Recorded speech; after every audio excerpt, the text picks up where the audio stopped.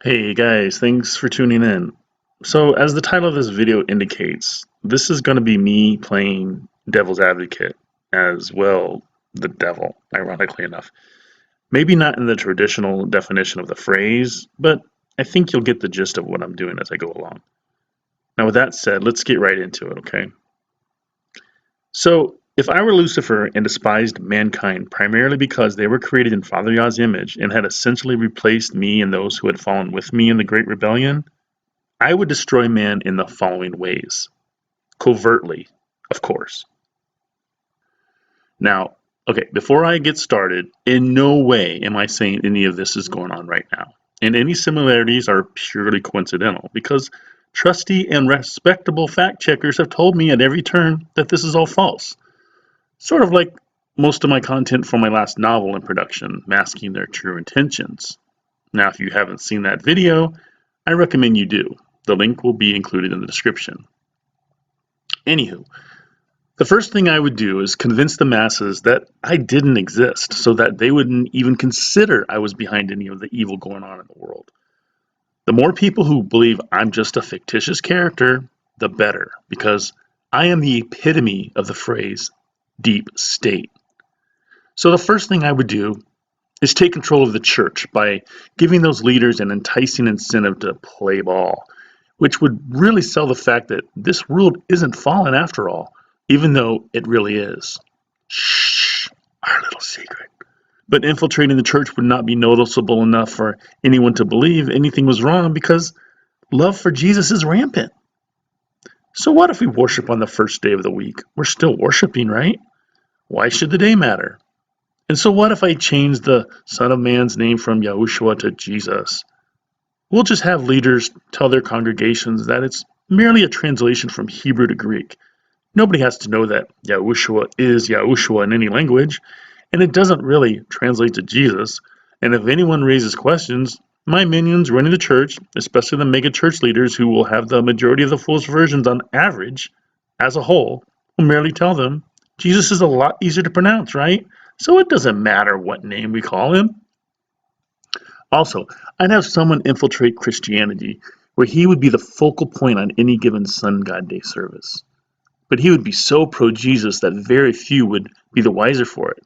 They wouldn't even notice that his infiltration would dominate the New Testament and deify Jesus, completely changing the reason for his crucifixion and resurrection, turning Christianity on its head, where today's Christians would basically forget all about the big guy in the sky because Jesus now became the Savior, where he provided saved by grace alone, despite what the Old Testament says numerous times, which my minions would naturally direct their congregation away from, telling them that the Old Testament is primarily for the Jews.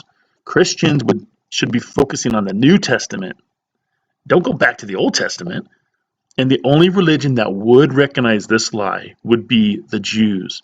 So they would not accept him as their savior, which would effectively alienate them from the modern day Christian church, basically the first historic instance of fake news.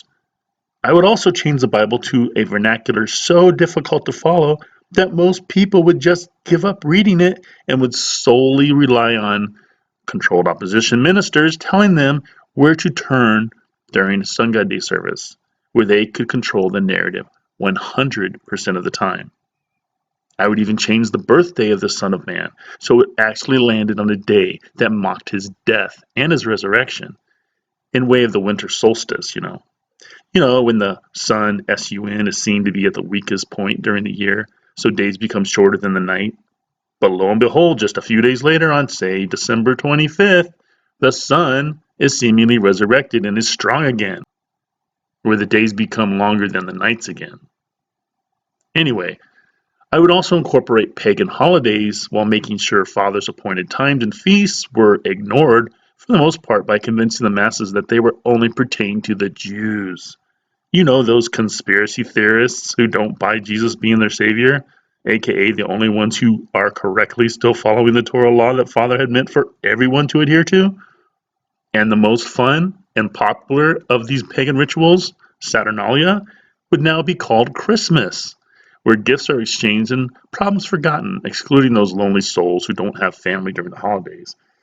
And if they get so depressed that well, the more the merrier, so to speak. They're doing my job for me.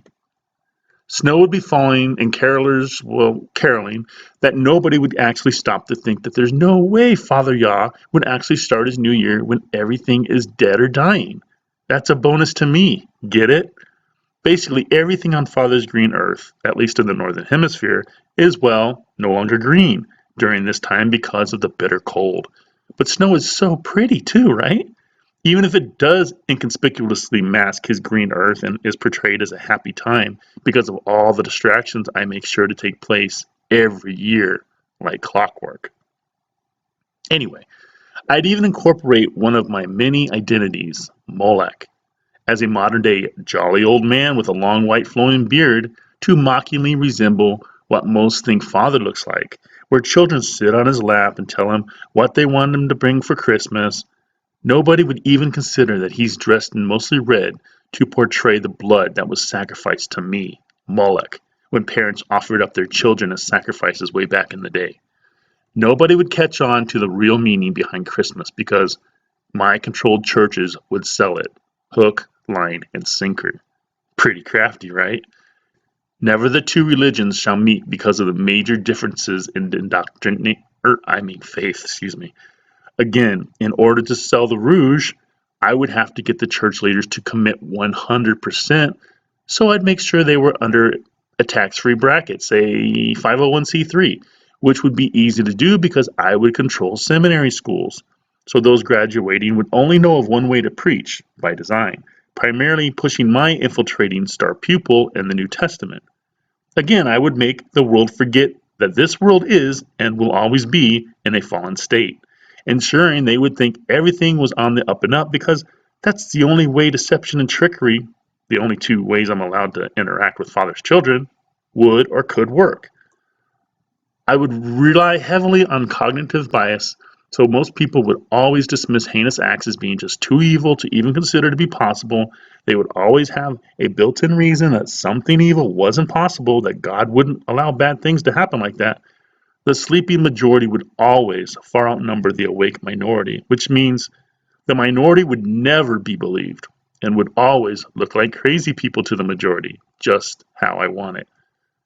Just like how Jews are the minority to the majority Christians. Get it? In the final days, I would have my minions come up with an official phrase to prevent truth tellers from being listened to, just like Jews correctly not buying Jesus as their savior. First, I would call them conspiracy theorists for having the audacity to step off the pre-designed beaten path I had laid. And later on, when the shit really started hitting the fan, I would have my minions come up with something like fake news for good measure. I would install fact checkers all over the world to cut truthers off at the pass, but they'd actually be truth deflectors. But hey, cognitive bias would run that train too. So the minorities that have eyes to see and ears to hear would never grab the ears of the masses until it was too late. To really drive the dagger home into Father's bleeding heart, I would infiltrate the health of every baby that comes into this fallen world by controlling doctors and nurses the same way I control seminary schools. Honestly believing they're just doing their job the way they were taught to do, which technically they are. They would unsuspectingly inject newborns with all kinds of poisons to ensure every human on the planet would be fighting an uphill battle with their health for the rest of their lives. And my minions, permanently sitting at the top of my financial pyramid scheme, would always benefit off these stupid humans' pre-designed bad health. Pretty crafty, right? And for good measure, I would hijack their birth certificate so a straw man would assume their identity as soon as their naive mother signed her name. I would do this because I know Father's children aren't allowed to sign contracts, so I had to find a loophole that would allow my minions to trick them into legally signing contracts as a straw man, where all contracts have their names in all caps, which can only work in a fictitious world. But nobody would catch on, so they would agree, just like their parents, parents, parents, parents. You get the picture. Now, one thing I have learned about fathers mankind is they don't ask a lot of questions, particularly when it comes to bucking the built-in system. If they hear recent studies show, or if it comes from their government, they tend to believe it. They are very trusting and compassionate souls, so I would take full advantage of that fact and use it to my benefit. Of course, those pesky few who were blessed with eyes to see and ears to hear would be the exception to my rule, but I would have already nipped that problem in the bud by making them appear crazy to the sleeping masses, remember? Now, where was I? Oh, yeah, right. Every 100 years or so, I would have a culling of the herd take place in the form of a virus sweeping over the population. Because I cannot have mankind's population getting out of control now, can I? They already outnumber me and my minions by so much already that I just can't chance the majority waking up to. Otherwise, we would be done for.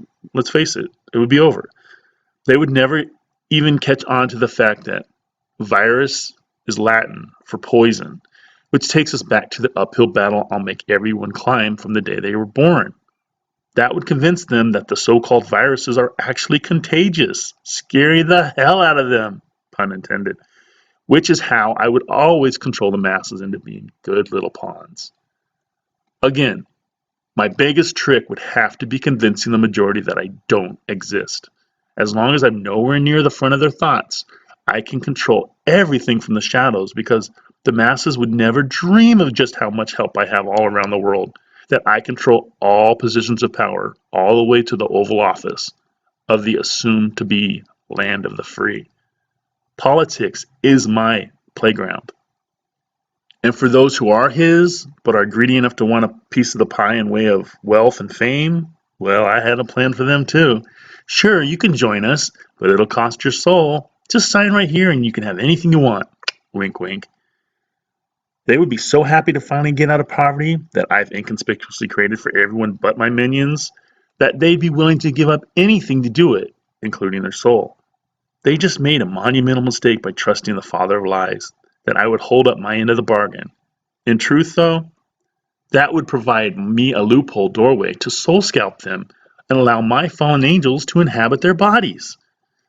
Because Father had cursed me and my fallen who weren't immediately judged after rebellion to resemble reptiles, the bottom of the animal kingdom, they would have to be able to shapeshift by appearing human, using advanced technology that mankind has never seen, liquid crystal holograms. Again, very few would believe it's possible because, once again, cognitive bias. The masses would never believe such technology really existed because they haven't seen it before. They live by the belief of seeing is believing, while the awake minority knows believing is seeing. This is where the corrupt church would come in. We would make sure that they steered clear of the Great Rebellion so nobody asked any pertinent questions about, like, where did fallen angels go since they were spirits? Things like that. Who wouldn't believe a church that they have every reason to believe is a house of God when it's portrayed as such? Who's going to actually question a cross as a symbol of Christianity, despite the second commandment clearly stating not to create any graven images? Again, by completely forgetting this is a fallen world, most would just presume that God is running the show, and churches are off limits to corruption, just like the good book is. Wink, wink. Sure, he's allowing me to do all this by being his biggest puppet of all, by testing his children, once again, but I get to have all the fun in trying to corrupt them. And it's easier than most of you might think, because they're so trusting and compassionate by nature. After all, they were made in his image, so we're going to exploit that weakness as much as we can. And we do. Case in point. Down the home stretch, when we are almost at the end of Father's 6,000-year timeline for mankind, I would convince the entire world to shut down by using nothing but my biggest tool allowed in my tool belt, fear. Now, some 72 years earlier, nobody would be the wiser to the fact that I had convinced the entire world that Father was actually calling his people home in a fake rebirthing of Israel. Let's face it, I would need a way to get my people, the fake Jews of Revelation 2:9 and 3:9, to infiltrate his promised land so they could take it over and prepare for my arrival, right? Effectively, that false flag event would kick off the last generation of mankind, and toward the end of that last generation, I would put the biggest scare into the world that has ever seen, thanks in large part to social media being so prevalent around the world and everyone and their mother has a camera on their smartphones by my design.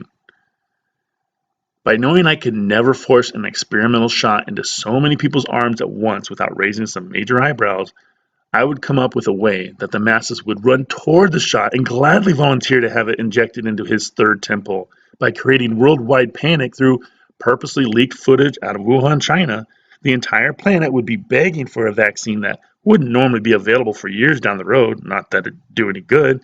After all, I'm the reason they're in such bad health to begin with. Remember? Vaccinate, which can't be spelled without Vatican. Shh, our little secret. Anywho, the entire planet would be begging for it, well, excluding those pockets of resistance made up of his meddling children, with eyes to see and ears to hear, of course. Now, I would essentially do nothing more than rebrand the flu as a novel virus. I'd even make it known from the get-go that it was never even isolated. But fear would consume the masses so much because of the nightly news, which naturally I would also control, just like the medical industry, seminary schools, and the court systems for that matter, that they wouldn't even hear those vital words spoken. Non-isolated would completely escape them out of sheer terror that they wouldn't care if the shots were still in the experimental phase for the next 2 years or not, because studies show and the government says it's safe. Again, politics is my sick and twisted playground, and you should always listen to your government, just as my star pupil states in Romans 13, which my corrupt church will push, just like Hitler did to get the backing of Christian support. So it has to be true, right? Right, absolutely. Wink, wink. In any event, I would have to use the elderly as the cheese in this malicious mousetrap, though, by convincing the masses that essentially nobody was supposed to die in 2020, like any other year before, until this virus reared its ugly head. So everyone needs to lock down in their homes for a few weeks to ensure the elderly are safe. Basically, I would lay a guilt trip down so heavy that everyone felt obligated to comply.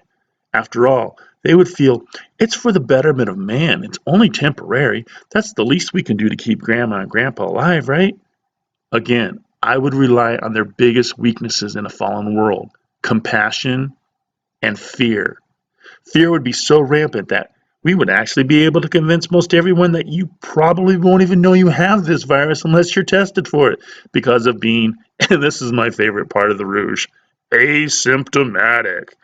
I just made up that word a few years ago.